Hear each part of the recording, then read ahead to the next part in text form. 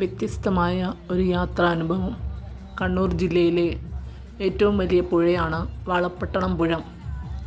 വളപട്ടണം പുഴയുടെ തീരങ്ങളിലായി നിരവധി കണ്ടൽക്കാടുകളും നമുക്ക് കാണാൻ കഴിയും.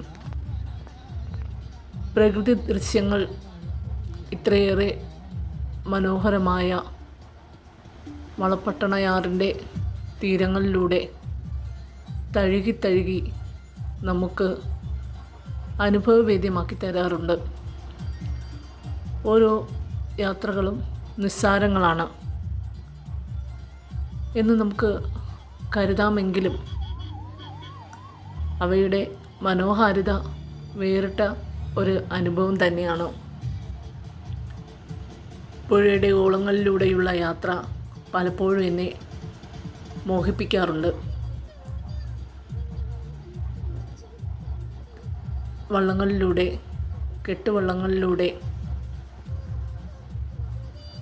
പുഴയുടെ അരികെ സഞ്ചരിക്കുമ്പോൾ പലപ്പോഴും അതിലേക്ക് ഒളിയിട്ടിറങ്ങാൻ തോന്നാറുണ്ട്.